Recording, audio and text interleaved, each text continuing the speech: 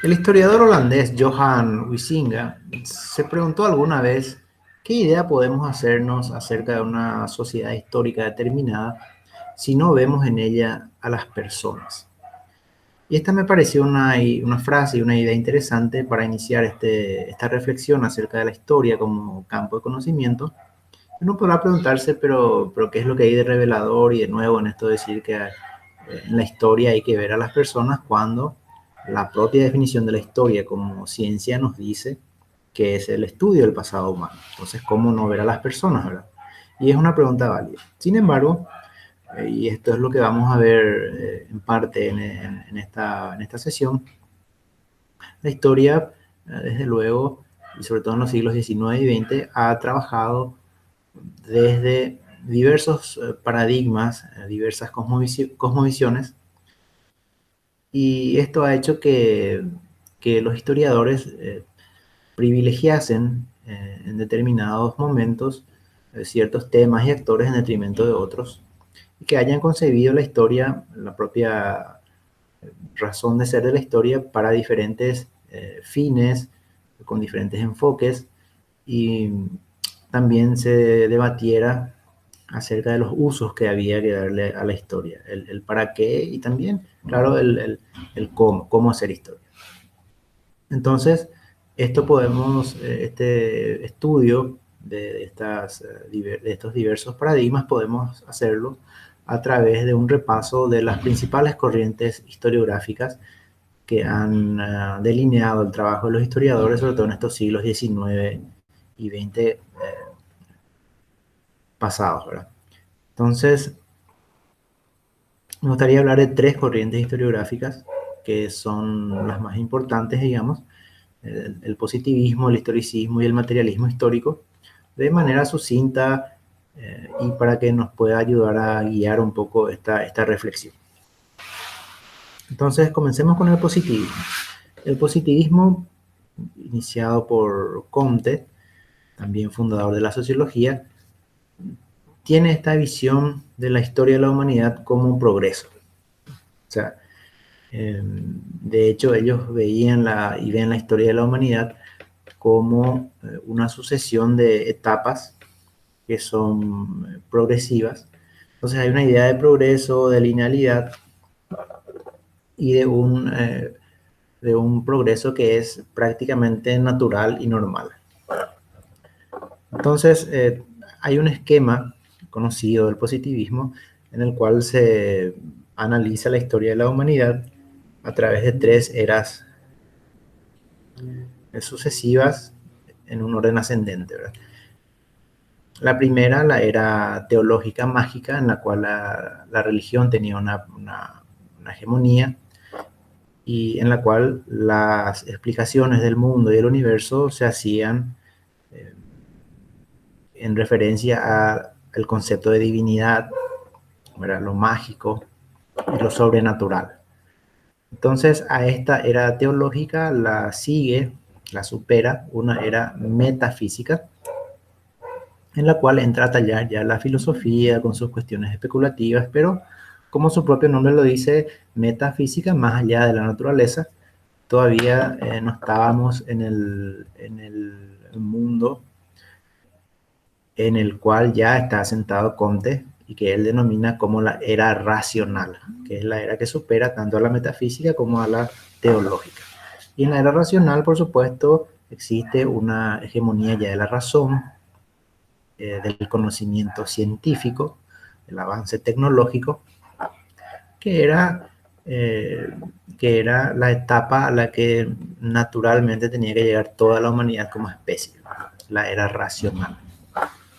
Entonces, entonces eso es esa es una primera noción importante para, para el propósito de esta sesión, la idea de progreso en el positivismo.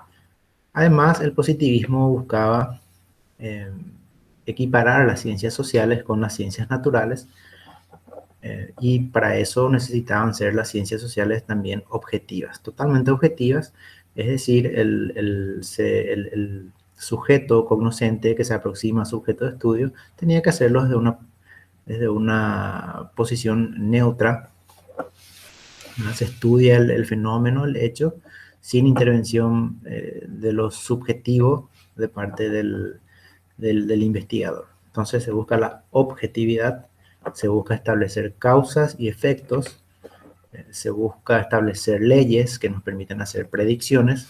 Entonces el positivismo es muy determinista, muy mecanicista también, y habla de lo general. Por otra parte, veamos un poco el historicismo. El historicismo, al contrario del positivismo, que buscaba la objetividad y la establecía como principio, el historicismo pone énfasis en lo subjetivo, en la subjetividad y en la relevancia de lo subjetivo para el conocimiento, en nuestro caso, del pasado humano. Entonces, lo subjetivo pasa a tener una centralidad, pasan a ser importantes la intuición, los sentimientos, cosas que para el positivismo están totalmente descartadas. Y también el historicismo le da una importancia central a la relatividad y a la particularidad sobre todo. Entonces, y esto es muy importante, cada sociedad histórica se va a desarrollar de acuerdo a ciertas particularidades y condiciones que la delinean y la determinan, ¿verdad? Pero son situaciones particulares siempre. Y el historicismo, claro, el historicismo tiene también diversas vertientes, y una de ellas está muy asociada a la razón de Estado, porque el historicismo, por supuesto, se desarrolla y se consolida en la Alemania del siglo XIX, que es el siglo en el cual Alemania finalmente se consolida como Estado. ¿Verdad? Entonces los historiadores también trabajaron en función a esa consolidación del Estado alemán. Hay aquí mucho de Hegel también en esta visión de la relación de la historia con el Estado, con la formación del Estado. ¿Verdad? Y hay mucho del historicismo, en el historicismo hay mucho de esto del espíritu del pueblo, la conciencia del pueblo también, y que se identifica con el Estado un poco, ¿verdad? Entonces, eso en cuanto al historicismo, la razón de Estado, ¿verdad? Y lo subjetivo. Luego podemos hablar por supuesto, del materialismo histórico, iniciado por Marx y Engels. El materialismo histórico introduce para la historia la noción del conflicto, que el conflicto pasa a tener una función capital en la historia, y este conflicto se da desde la perspectiva de una base material, o sea, la base material de la historia, las cuestiones económicas, las luchas de clases, y cómo los modos de producción determinan las relaciones sociales, ¿verdad? Y esto es lo que va dando impulso a la historia. Tanto el historicismo como el materialismo tienen influencias del idealismo alemán, ¿verdad?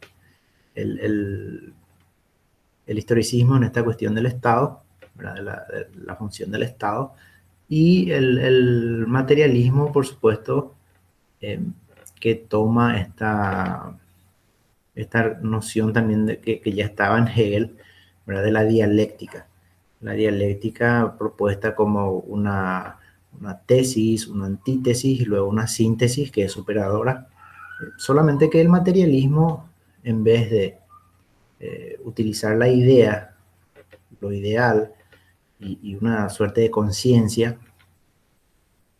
metafísica que estaba presente en el idealismo, el materialismo dice, no, aquí lo que hay es una cuestión material, cuestiones materiales, económicas, de modos de producción, etcétera. Pero está esta lógica del conflicto, ¿verdad? Que es muy importante para el materialismo histórico. Entonces, veamos un poco también, antes de entrar a una comparación entre las formas de hacer historia, veamos algunos aportes, tanto del positivismo como del historicismo, aportes interesantes para la historia. En cuanto al positivismo, podríamos decir que trae para la historia una idea del rigor necesario para hacer ciencia, de la rigurosidad y de la sistematicidad. Eso me parece importante. Por otro lado, el historicismo, podríamos citar, por ejemplo, a Benedetto Croce, que dice: toda historia es historia contemporánea. Es la importancia del investigador, del historiador, para acercarse a ese pasado humano, pero desde lo presente y desde su propia interpretación del pasado. Y en el sentido de la construcción del pasado humano. Eso me parece que puede ser interesante. Entonces, veamos un poco, y a efectos didácticos estuve yo pensando en lo siguiente. Tomemos a un historiador asociado al historicismo como Leopold von Ranke, historiador alemán, y a un historiador francés asociado con el positivismo como Charles Seignobs. Leopold von Ranke trabajó la historia, sobre todo política y diplomática, y decía: la historia hay que explicarla teniendo en cuenta lo que realmente sucedió, lo que realmente fue. Y Leopold von Ranke fue muy influyente para los historiadores posteriores, los historiadores de su tiempo, pero trabajó netamente la historia política, la historia diplomática, y en función de esta razón de Estado de la que hablábamos ahora. Y tomemos a Seignobs, como dijimos, un historiador francés que está ligado a esta noción de la historia, y que él mismo la proponía, era una noción de la historia como una historia de los eventos, una historia evenemential, una historia en la que ciertos eventos importantes eran tomados como fundamentales para explicar la historia, ¿verdad? También Seignobs decía: la historia solamente se puede hacer con documentos escritos. Tomemos también a Thomas Carlyle, que hablaba acerca de cómo la historia solamente puede explicarse entendiendo a los grandes hombres, ¿verdad? La acción de los grandes hombres en la historia, que esto era determinante, ¿verdad? Entonces, si nosotros tomamos a estos tres autores, Leopold von Ranke, Charles Seignobs y Thomas Carlyle,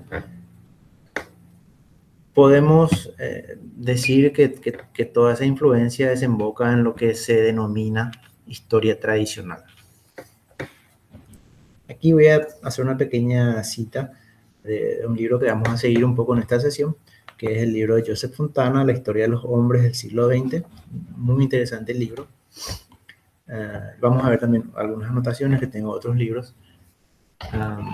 Entonces Fontana dice acerca de esta historia tradicional que se ocupaba de los reyes y los dirigentes, y que solo consideraba a las masas como un factor de perturbación que irrumpía súbitamente y fugazmente en la evolución normal de las sociedades. Entonces, esta historia tradicional habla de los grandes héroes, de los grandes hombres, son providenciales, ¿verdad? Habla de que hay un progreso natural, lineal, normal de las sociedades, está muy enfocada en los grandes eventos y en las cuestiones políticas y que tienen que ver con esa relación de sociedad y Estado, muchas veces desde una perspectiva de un cierto patriotismo que puede ser chauvinista, por supuesto. Entonces, esto es más o menos, en líneas generales, la concepción de una historia tradicional. Ahora bien, esta historia tradicional entra en crisis más o menos en el periodo entre guerras, entre la Primera y la Segunda Guerra Mundial. Y esto es un poco lo que también nos dice Fontana, ahora que entra en crisis esta visión de la historia tradicional con las características que fuimos viendo, la que también habría que agregar esta cuestión de la memorización y de las fechas, y claro, ligada a eso de los eventos, ¿verdad? Entonces, todo esto entra en crisis entre la Primera y la Segunda Guerra Mundial. Y aquí tenemos que hablar de dos historiadores muy importantes para ir entrando un poco en la crisis de esa visión tradicional de la historia. Y estos historiadores son Marc Bloch y Lucien Febvre. Yo tengo algunas anotaciones aquí que quiero compartir de dos libros suyos, Lucien Febvre, Combates por la Historia, y de Marc Bloch, Introducción a la Historia. ¿Qué es lo que nos propone, por ejemplo, Lucien Febvre, Combates por la Historia? Nos dice él que hace una crítica a la historia meramente documental, o sea, en el sentido de los documentos escritos, y nos dice que hay que utilizar todo lo que esté al alcance del historiador para acercarnos al entendimiento del pasado humano que estudiamos ahora. Cuadros, pinturas, poemas, etc. Porque dice él, lo meramente documental escrito es un trabajo oficinesco, sedentario, de papeleo, un trabajo que se realiza con puertas cerradas y cortinas echadas, dice.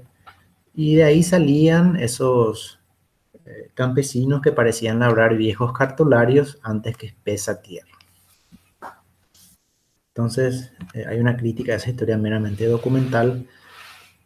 También dice él, en cuanto a los archivos, al uso de los archivos desde esta visión tradicional, dice, los archivos se utilizan como graneros de hechos. Allí no hay más que entrar y recoger estos hechos en cestos, llenarlos y salir a hacer historia. Entonces él dice, no, eso no debería ser así. Las cuestiones que nos dice, que nos recomienda Lucien Febvre, y algunas ideas que aporta son las siguientes. Dice, toda historia es elección. El historiador es el que elige qué estudiar. También propone acercarse a otras disciplinas,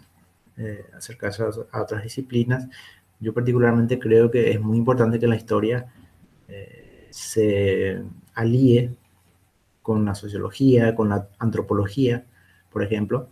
Y bueno, esto era una recomendación de Febvre, ¿verdad? Que la historia se acercase a otras disciplinas para entender ese pasado humano que estudia. En cuanto a la utilidad, decía, necesitamos comprender y hacer comprender. En lo que tiene que ver con esta concepción lineal de la historia, dice él, y esta es una frase bastante ilustrativa, muy linda, y dice él, mirad, salí de la Galia y llego sin tropiezo a la Francia actual. Maravillosa continuidad de una historia nacional. O sea, ¿dónde está el conflicto, verdad? Y no está el conflicto ahí. Hay una linealidad, hay una continuidad que nos explica la realidad de la sociedad como conflicto. También dice, en esa misma línea, dice, todavía nos esforzamos en pensar sobre las cosas de la historia por hileras, etapas, escalones, bases y superestructuras. hay una crítica ahí a la linealidad de la historia. Se pregunta igualmente Lucien Febvre, como Huizinga, ¿dónde están los hombres en esa historia tradicional? ¿Dónde están los hombres? También propone que siempre tenemos que preguntarnos el por qué, ¿verdad?, de las cosas, y un análisis, una reflexión que da él en el sentido de cómo el sentimiento es más fácil que la comprensión. Y esto es relevante para lo que vamos a analizar después en cuanto a la historia en el Paraguay. Y los peligros que encierra esto de utilizar el sentimiento, apelar a la emoción como un camino más fácil para aproximarnos a las cosas, mucho más fácil que el de la comprensión. Entonces, eso en cuanto a Lucien Febvre. Luego tenemos a Mark Bloch. Mark Bloch tiene este libro que se editó después ya de su muerte, porque lo matan en 1944, poco antes del final de la Segunda Guerra Mundial. Y en este libro, Introducción a la historia, hay una frase que me gusta mucho de él, que dice: a fuerza de juzgar, se acaba casi fatalmente por perder hasta el gusto de explicar. Las pasiones del pasado, mezclando sus reflejos a las banderías del presente, convierten la realidad humana en un cuadro cuyos colores son únicamente el blanco y el negro. Sin embargo, la lección del desarrollo de la humanidad es muy clara. Las ciencias se han mostrado tanto más fecundas y por ende más serviciales, según abandonaron más deliberadamente el viejo antropocentrismo del bien y el mal. Esto también es clave para entender un poco el desarrollo de la historia en el Paraguay, que vamos a hablar luego.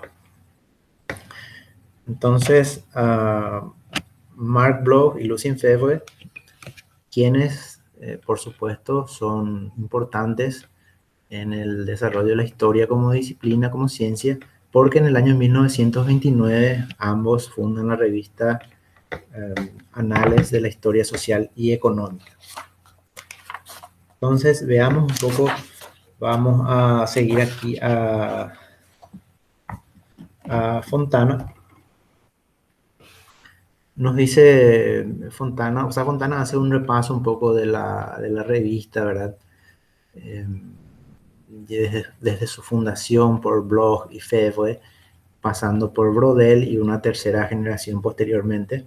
De hecho, Fontana le da una preeminencia a Brodel, Fernand Brodel, como quien realmente le dio los perfiles de profundidad con los que se asocia a la revista Anales de la Historia Económica y Social.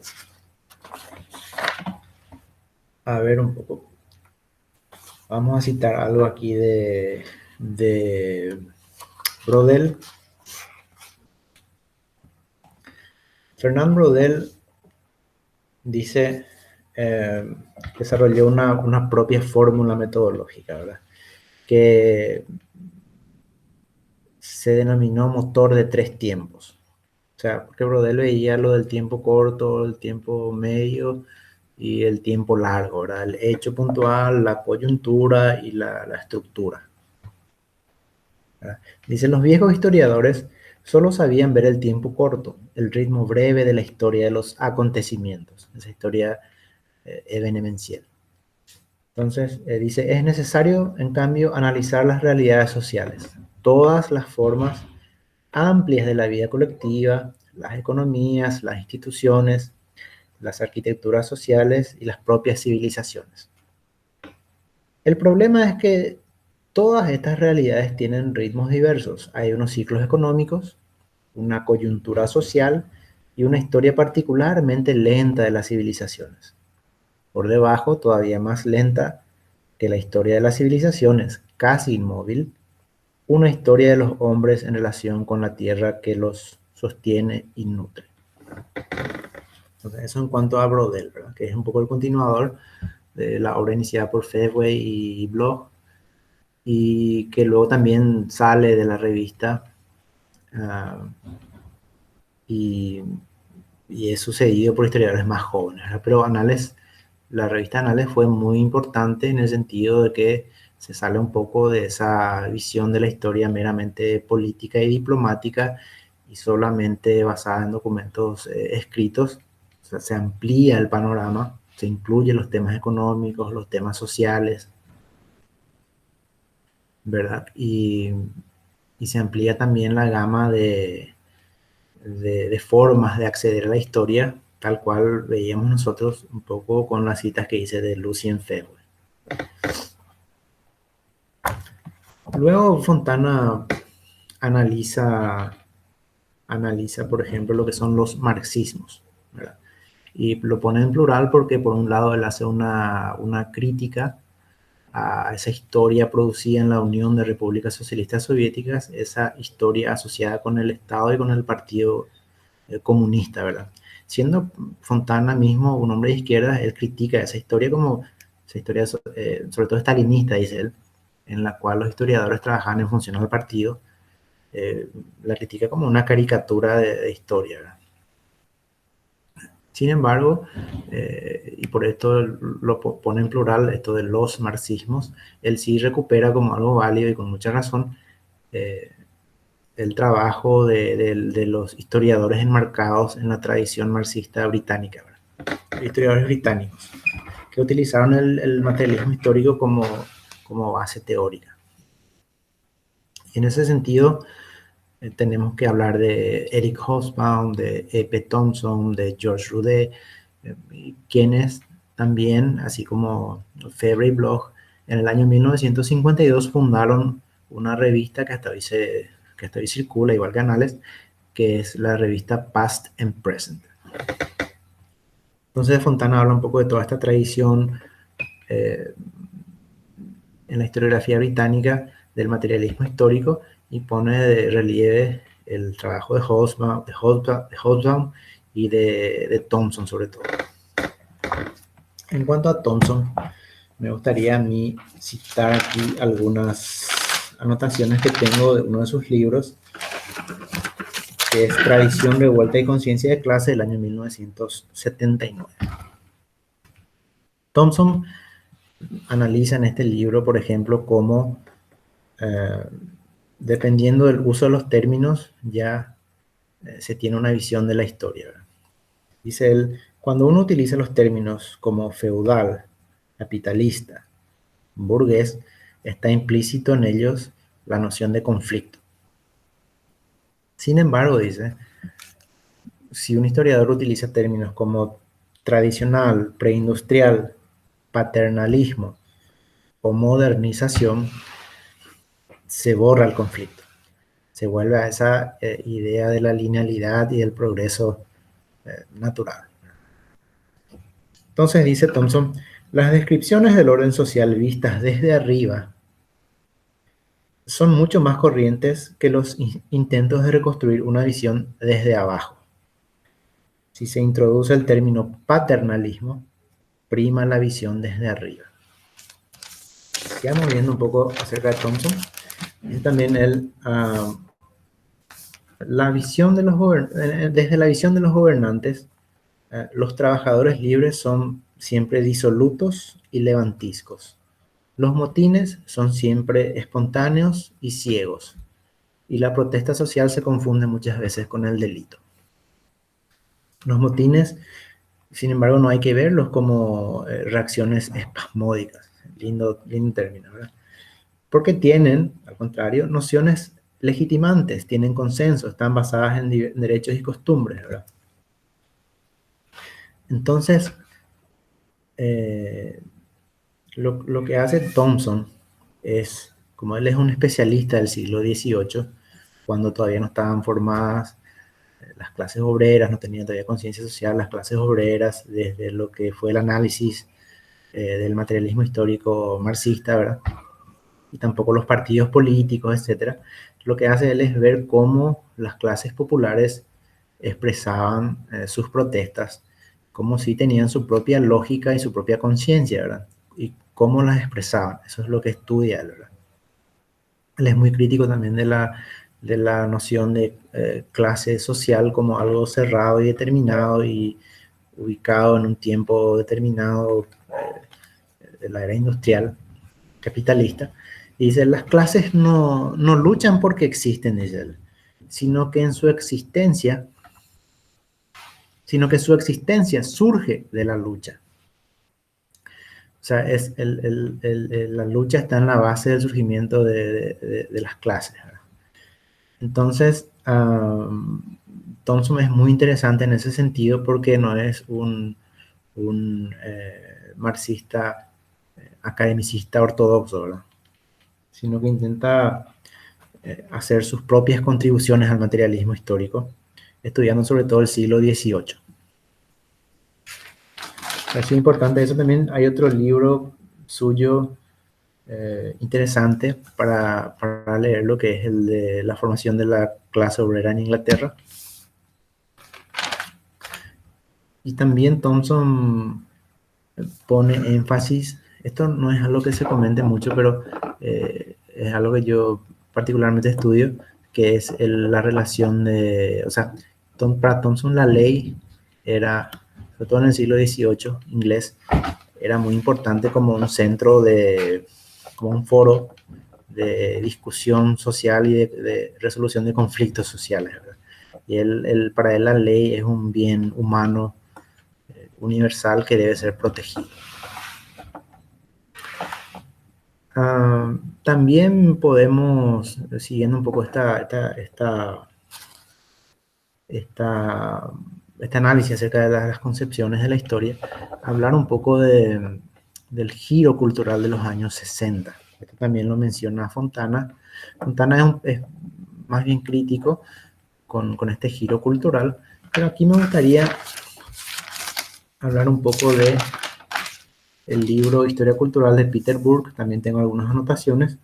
Y dice Burke, el área común de los historiadores culturales podría ser descrito como la preocupación por lo simbólico y su interpretación. O sea, muy interesante, ¿verdad? Analizar las cuestiones simbólicas que tienen que ver con la cultura y la interpretación, ¿verdad? También hay un auge de la historia de la cultura popular dentro de esto, ¿verdad? Y dice Burke que esta historia cultural había sido descartada por los seguidores de Leopold von Ranke como marginal o amateur, ¿verdad? No profesional, ya que no estaba basado en documentos oficiales desde el archivo y no ayudaba en la tarea de la formación del Estado. Entonces, es como que se descartaba esta historia cultural de aquellos que habían seguido la tradición rankeana, ¿verdad? Entonces, habla también Burke de que se puede estudiar una historia social de la cultura o una historia cultural de la sociedad, por ejemplo. Interesante el libro de Peter Burke, Historia Cultural. Y esta historia cultural abre sobre todo una gama grande de análisis histórico en el que entra la cultura en general, incluido el lenguaje, por ejemplo. Luego podemos ver, vamos a tomar otra vez dos historiadores como ejemplos paradigmáticos de esta herencia de la historia tradicional. Por un lado, el historiador americano Rostow. Rostow tiene un libro que se titula Las etapas del crecimiento económico. Entonces, él analiza en este libro cómo las sociedades van pasando de una etapa a otra, una progresión casi cronológica, ¿verdad? Dice, existe una sociedad tradicional, de ahí se pasa a una sociedad transicional, luego se verifica un despegue para ir a un camino a la madurez tecnológica y finalmente llegar a la etapa del alto consumo masivo. ¿verdad? Entonces Rostow recupera esta visión lineal de la historia, de un progreso de las sociedades que si aplicaban ciertas reglas y ciertos métodos, necesariamente pasarían de una etapa a otra, ¿verdad? Lo que ustedes vean en la actualidad de esto, Rostow no, es un historiador del siglo XIX, ¿verdad? Rostow vivió entre 1916 y el 2003. Eso por un lado, Rostow. Y luego tomemos a Francis Fukuyama, que decía, tenía un libro titulado El fin de la historia, ¿verdad? Entonces él también recupera esta visión tradicionalista, positivista uh, y teleológica, ¿verdad?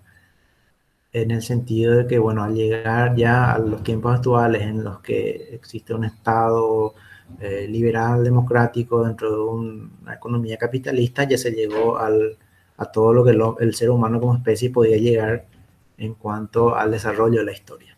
Entonces ya ponemos el punto final, hasta acá llegó la historia y ya está. Entonces nuevamente el conflicto queda de lado.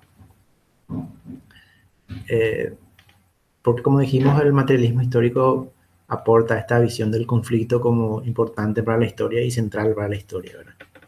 Si bien también el materialismo histórico marxista es igualmente teleológico, ¿verdad? Teleológico. Entonces, y determinista. Pero sí me parece importante citar un poco a estos dos autores, a Rostow y Fukuyama, en el sentido de la linealidad de la historia, y contrastar a ambos con Walter Benjamin, que es citado por Fontana. Benjamin propone estudiar la ruptura, estudiar las discontinuidades, hace una crítica de esa linealidad. Y citemos aquí un poco de él, según lo que recoge Joseph Fontana, ¿verdad? Dice, la linealidad es de hecho una consecuencia necesaria del fin de la historia, propugnado por una burguesía triunfante que tiene interés en hacernos creer en la existencia de un único orden final de las cosas, al cual han de tender naturalmente todas las líneas de la evolución. Luego dice, la linealidad exige por fuerza la idea de continuidad. La celebración o la apología se esfuerzan en ocultar los momentos revolucionarios en el curso de la historia. Lo que quiere en su corazón es fabricar una continuidad, ¿verdad?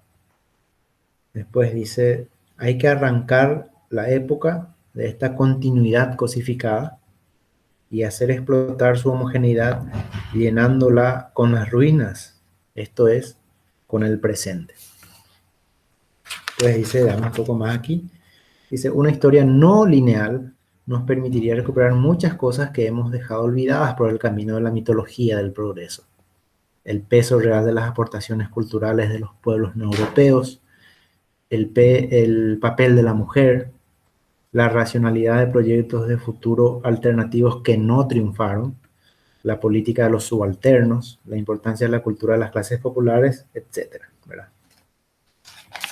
Entonces, algunas ideas de Walter Benjamin que recupera Joseph Fontana para contraponer a esta historia lineal y el progreso del positivismo, de esa tradición positivista que hemos repasado. También, mediante la lectura de este texto de Fontana, yo conocí a un historiador indio que es muy interesante, no lo he leído mucho, pero me parece interesante su propuesta, que es Ranajit Guha. Guha habla de los estudios subalternos, ¿verdad? Veamos un poco aquí brevemente lo que propone Guha, ¿verdad? Él dice, al estudiar la formación de la conciencia nacional india, que esta es estudiada por la historia tradicional india con un sesgo elitista, ¿verdad? Hay un sesgo elitista en la historia de la India. Hay un elitismo colonialista y un elitismo burgués nacional, ¿verdad? Dice también, el desarrollo de la conciencia nacional india ah, fue para estas cosmovisiones logros de las élites, ya sea a través de gobernantes e instituciones imperiales del Imperio Británico o de personalidades e instituciones indias, ¿verdad? Entonces se pone de relieve eso y se borra la contribución de lo popular y de lo tradicional, pero no arcaico, dice Guha, lo tradicional, en la formación real de esa conciencia nacional india y de la lucha anticolonialista de la India. Entonces dice, desde una visión de lo que fue el imperio británico, de la construcción de la nacionalidad india, se tiene una visión conductista casi, ¿verdad? Estímulo-respuesta, o sea, opresión, el estímulo y la respuesta fue el deseo de liberarse. Y en lo que hace a la burguesía propiamente nacional india ya, local, digamos, se habla de un idealismo que llevó de la subyugación a la libertad, ¿verdad? Entonces se borran eh, las, se borra toda la historia de colaboración, dice él, entre la burguesía local india y el imperialismo, ¿verdad? Entonces, no, esto no permite ver la contribución de la gente, independientemente de las élites, en la formación de la conciencia nacional.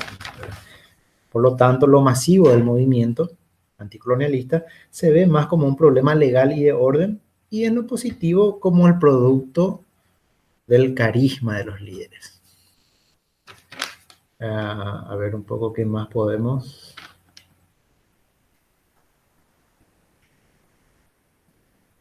Y habla también de una falla histórica de la nación india por reconocerse a sí misma en su complejidad y en su variedad, ¿verdad? Porque vastas áreas de la vida y la conciencia de la gente nunca fueron integradas eh, a a la hegemonía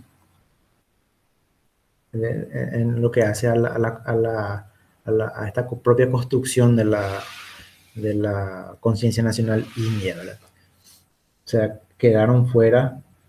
um, quedaron fuera de escena todas estas cuestiones que tienen que ver con las luchas de movimientos sociales subalternos, no asociados con, con esta visión desde esta visión imperial, desde la clase gobernante imperial, ni tampoco con la clase gobernante local burguesa india. Entonces, muy interesante lo que propone Guha también. Habría que leerlo más y utilizar también esto como, como una fuente de inspiración, ¿verdad? Para analizar la realidad paraguaya, que también creo que es una realidad todavía muy anclada en una mentalidad colonial. Entonces, esto es un poco un repaso, ¿verdad? De la rápido, no exhaustivo, por supuesto, pero en líneas generales nos da la pauta de cómo la historia, a partir de de la perspectiva desde la cual trabajó en determinados momentos, fue considerando diferentes actores, diferentes formas de entender los usos de la historia y el para qué. En ese sentido, me parece importante rescatar la idea de esta confrontación entre lo lineal y el conflicto, ¿verdad? El progreso lineal y el conflicto, la disrupción. Y aquí creo que es necesario reforzar la idea de trabajar una historia social, una historia que nos hable más del conflicto, que se salga de esa linealidad, ¿verdad? Y porque ustedes se pueden fijar generalmente en los compendios de historia, por ejemplo, la cronología se establece sobre la base de los gobiernos y los presidentes, por ejemplo, ¿verdad? Y muy poco se habla de la cuestión social, de las luchas de la sociedad por alcanzar mejores condiciones de vida, etcétera, ¿verdad? Entonces, vayamos un poco a la cuestión paraguaya propiamente. Yo veo, y estas son reflexiones ya más personales, ¿verdad? La, la historia paraguaya, la historiografía paraguaya estuvo muy marcada, desde luego, por esta visión de la historia tradicional, ¿verdad? Muy encerrada en el tema político, en el tema de los grandes hombres, ¿verdad? Con un privilegio casi exclusivo del estudio de las guerras y entre ellas otra vez una preeminencia grande de la guerra contra la Triple Alianza. Estuvo muy enmarcada siempre la historia paraguaya por esta visión que Ira Burgos denominó visión maniqueísta de la historia, ¿verdad? Esta cuestión de dividir la historia entre buenos y malos, héroes y antihéroes, o héroes y villanos. Entonces, muy marcada por esta visión tradicionalista de la historia. Si bien desde luego siempre hubo intentos por aportar, y sigue habiendo intentos por aportar perspectivas diferentes, ¿verdad? Podemos hablar de algunos clásicos como por ejemplo la lucha por la tierra en el Paraguay, de Carlos Pastore, los trabajos de Susnik, que desde la antropología recuperaron un poco todo el mundo de las culturas indígenas del Paraguay, por citar solamente a Susnik, ¿verdad? Josefina Pla, que también, si bien ella no era historiadora de formación, trabajó, por ejemplo, el tema de la esclavitud ya en los años 70, ¿verdad? Con el libro Hermano Negro, la esclavitud en el Paraguay. Entonces, y claro, la historia profesional, por supuesto, ha mejorado muchísimo. Hay historiadores nuevos y no tan nuevos que están haciendo un gran trabajo. Sin embargo, yo creo que, y grupos de historia también, tanto en el Paraguay como afuera, que están incrementando el conocimiento acerca de la historia paraguaya y sobre todo desde perspectivas diferentes, ¿verdad? La academia quizá necesita apuntalar más la investigación y abrir un poco el abanico de miradas acerca de la historia paraguaya propiamente, incluir nuevos temas, hacerse nuevas preguntas. Creo que todo eso es importante y relevante para comprender mejor quiénes somos, ¿verdad? Y de dónde venimos, y no caer en esta cuestión de la historia maniqueísta, en esta cuestión de juzgar, ¿verdad? De juzgar y establecer héroes y villanos. Entonces, yo creo que esas son cuestiones a tener en cuenta. También me gustaría comentar un poco que nosotros, con un grupo de historiadores, hace unos 5 o 6 años formamos un centro de investigaciones de historia social para trabajar un poco temas generalmente no considerados por la historiografía tradicional, ¿verdad? Temas como la esclavitud, el tema de los indígenas, los campesinos, los obreros, las mujeres, etcétera, para seguir trabajando en eso, ¿verdad? Porque, claro, citaba yo algunos casos de historiadores y antropólogos en ese sentido, eh, que han hecho un trabajo encomiable, ¿verdad? Pero hay que continuar ese trabajo y ahí me parece importante la contrastación de perspectivas, ¿verdad? y de oferta al público en general de, de un menú más variado en cuanto al pasado, la historia, al estudio del pasado de la sociedad o del Paraguay, ¿verdad? No ofrecerle solamente biografías de héroes y historias de las guerras y las batallas, sino hablar un poco de la sociedad, ¿verdad? De la sociedad, las personas, ver un poco a las personas como nos pedía Febue y reflexionaba antes que Febue a Johan Huizinga, ¿verdad? El historiador holandés, con cuya frase iniciamos esta sesión. En fin, la historia es un campo de batalla también, es un campo de lucha y, y toda historia es siempre elección, como decía Febue, ¿verdad? Entonces, creo que esto sirve un poco para entender cómo trabaja la historia, desde dónde, cuáles son cuál ha sido un poco el desarrollo de la historia como campo de conocimiento. Vamos a seguir hablando de esto en otras sesiones, pero yo creo que por aquí podemos cerrar esto y vamos a compartir el material para que llegue a más personas y están bienvenidas las críticas, los aportes para seguir aprendiendo entre todos. Muchas gracias y hasta la siguiente ocasión.